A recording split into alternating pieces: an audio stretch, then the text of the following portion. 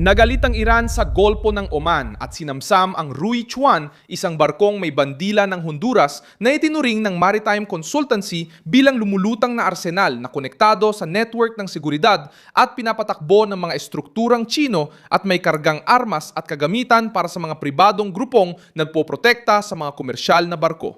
Mayong Biyernes, ika-15 ng Mayo 2026, ang insidenteng ito ay parang isang pampulitikang bomba. Dahil nangyari ang pagsamsam mga 38 milyang pandagat mula sa Fujairah sa United Arab Emirates malapit sa pasukan ng Kipot ng Hormuz. Habang pinipilit ni Trump ang Beijing na huwag magbigay ng suportang militar sa rehimen ng Iran. May mga lalaking sumampa ng walang pahintulot sa nakaangkla na barko, pinatay ang transparency system at dinala ito sa tubig ng Iran. Walang kumpirmadong namatay hanggang ngayon. Mabigat ang basa dito. Hindi kumilos bilang kolektibo ang Tehran. Parang isang naipit na rehimen na pilit humahanap ng kalamangan sa dagat matapos mawalan ng pwesto sa negosasyon at militar. Ngayon, ang pagnanakaw ng arsenal mula sa China ay nagbibigay kay Trump ng dahilan para dagdagan ang pressure sa dagat, hingi ng paliwanag sa China at ituring ang revolusyonaryong gwardiya bilang banta sa pandaigdigang nabigasyon. Ikukuwento ko lahat yan, pero siguradong gusto mong mag-subscribe para laging updated sa real-time na impormasyon at kalidad na pamamahayag. Sa kredibilidad Milson Alves, hindi itinuring ang aksyon na karaniwang pagkakasamsam. Ang barko ay hindi oil tanker, hindi nagdadala ng pasahero at hindi rin bumibiyahe bilang karaniwang komersyal na kargamento. Ito ay naging imbakan sa dagat ng armas ng pribadong seguridad gamit ng mga kumpanyang nagpoprotekta sa mga barkong pangkalakalan laban sa pag-atake.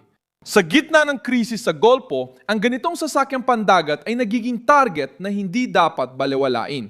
Kapag sinamsam ng mga tauhang konektado sa Iran ang ganitong kalaking barko, ang agarang basa rito ay nais ng Tehran na palakasin ang lakas nila sa dagat nang hindi hayagang bumibili ng armas.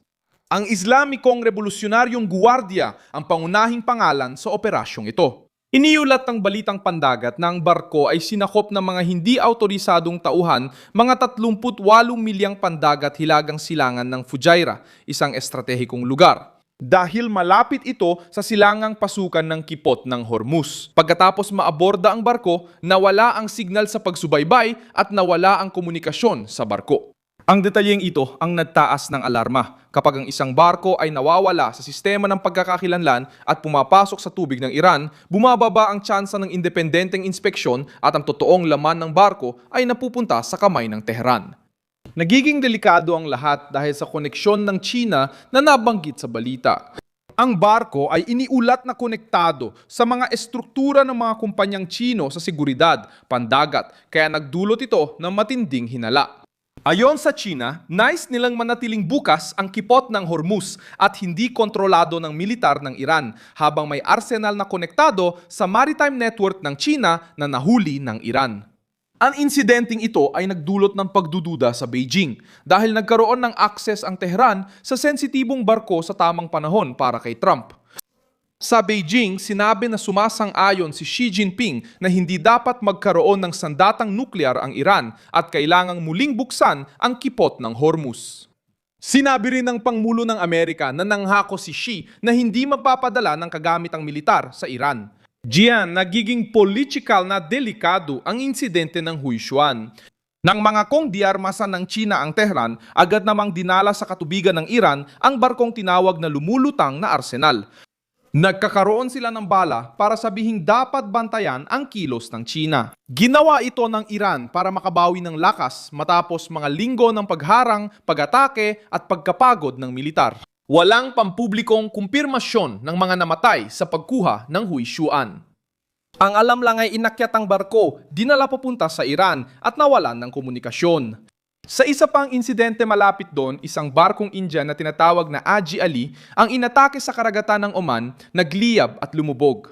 Sa kasong yon, iniulat ng mga awtoridad ng India na ang 14 na tripulante ay ligtas na nailigtas ng Coast Guard ng Oman.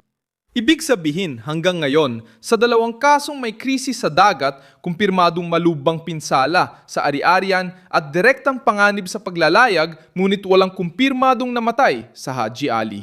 Ang ginagawa ng mga tripulante at operator doon ay isang mahalagang bahagi ng kwento.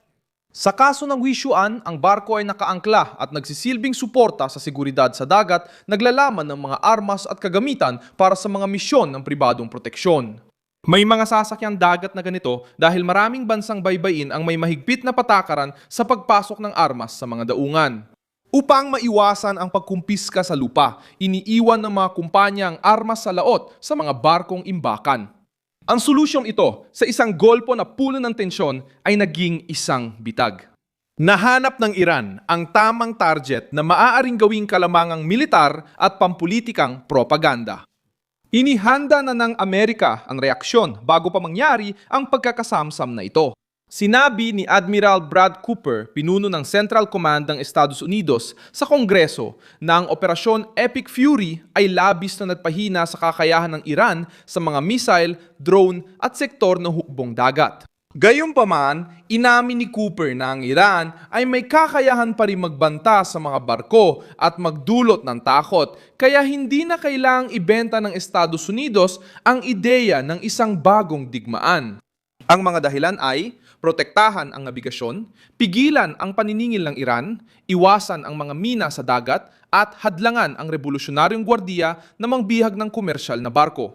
Sinabi ni Cooper na nagsapanganib ang puwersa ng Amerika para buksan ang kipot ng Hormuz gamit ang mga destroyer na may depensa laban sa misil at mahigit 100 eroplano. Mga platapormang walang tripulante at 15,000 sundalo para protektahan ang mga komersyal na barko. Ang pagkakasamsam ng lumulutang na arsenal ay nagpapahina sa pahayag ng Iran na ang Tehran ay tumutugon lang sa panlabas na agresyon. Kapag ang isang armadong puwersa ay sumampa sa isang barkong nakaangkla malapit sa United Arab Emirates at dinala ito sa mga tubig ng Iran, ang impresyon ay parang pamimiratang may kalkuladong layuning pampulitika. Gusto ng Iran na magpakita ng lakas. Sa halip, ipinakita nila ang pag-uugaling nagbigay daan kay Trump na igiit ang mas mahigpit na tugon sa golpo. Ngayon, nakasalalay sa 3 hakbang ang mga susunod. Dapat gamitin ng Washington ang insidente para dagdagan ang pagpapatrolya. Bantayan ang mga kahina-hinalang barko at himukin ang mga kaalyado na ituring ang revolusyonaryong gwardya na direktang banta sa paglalayag. Mananagot ang China sa politika dahil maaaring hilingin ni Trump na patunayan ng Beijing sa aktwal na hindi nito pinapadali ang dituwirang suportang militar sa Tehran. Maaaring gamitin ng Iran ang nasamsam na barko bilang bagong paraan ng presyur para palakasin ang inventaryo o ipakitang kaya pa rin nilang manggulo sa dagat.